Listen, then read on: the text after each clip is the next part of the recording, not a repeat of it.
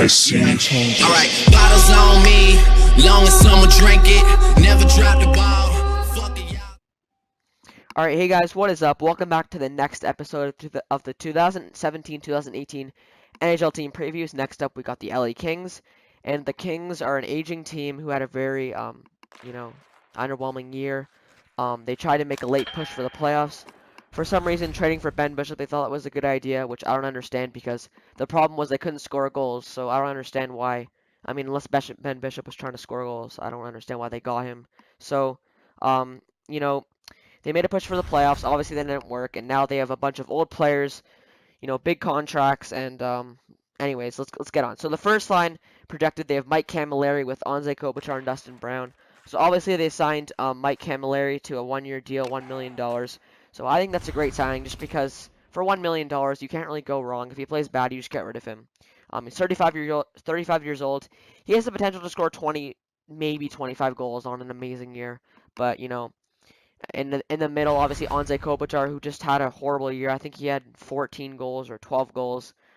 That's really not how, he plays. I mean, he's a playmaker, yes, but he normally scores 20, 23, somewhere around there. So he's looking for a bounce back year. And then, obviously, Dustin Brown. Dustin Brown, overpaid, and he's not what he used to be. So second line, Tanner Pearson, Jeff Carter, and Tyler Toffoli. These are probably their three forwards that had really good years out of all the Kings that have not very good years. So Tanner Pearson, he's 25 years old. He had a good year. I think he had 25 goals. Jeff Carter just played amazing for the Kings. He pretty much played the whole entire, all of the games. He was really their center because Kopitar wasn't having a good year. And then obviously Toffoli, also 25 years old. He's a goal scorer also. So that's the 70s line. That's a really good line. I would even, maybe make that the first line, but obviously they want to believe in Kopitar. So yeah. Third line, they have Adrian Kempe, who's only 20 years old, with Nick Dowd and Johnny Brzezinski. Adrian Kempe is a really good player, first-round draft pick in 2014.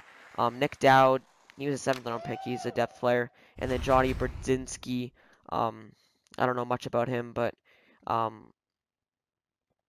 he was a fifth-round draft pick in 2013. And he was re-signed this year, so. Fourth line, Cal Clifford, Nick Shore, and Trevor Lewis. This is one of the best fourth lines in the NHL.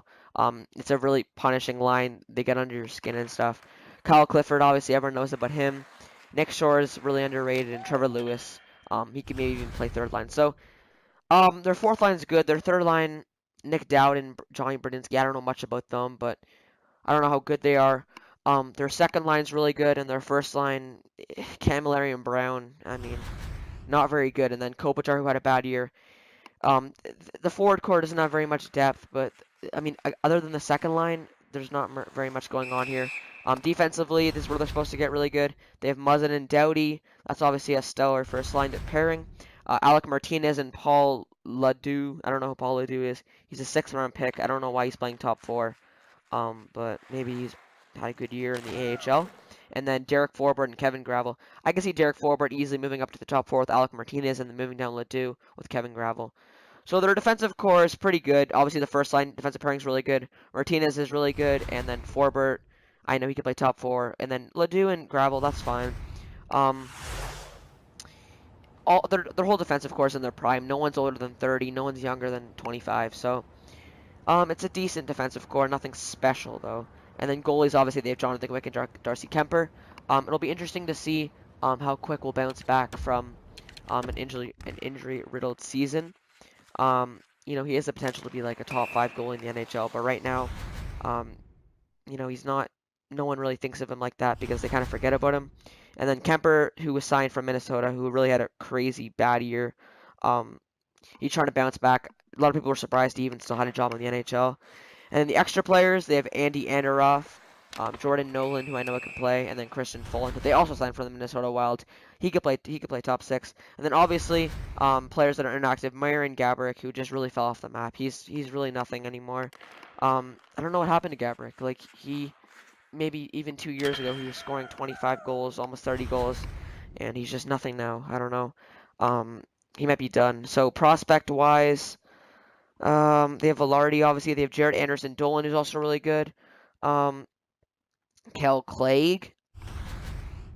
Um, and that's about all their top prospects. Obviously, they lost to Ginla, Setaguchi, Purcell. They didn't lose very much in the offseason. They just lost to Ginla, and Setaguchi was just a little tryout to see if he could still play good. And that's pretty much it for the Kings. I project them to be um, near the bottom of the NHL just because every team I think is getting so much better, and I don't really see this team improving that much. They wanted to improve their quickness and their speed, and I don't really see how they did that. Um, the team didn't really change very much.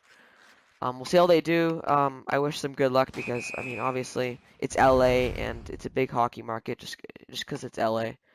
So let me know how you think you guys will. Let me know how you guys think the LA Kings will do in the comments below, and I'll see you guys in the next episode. Bye.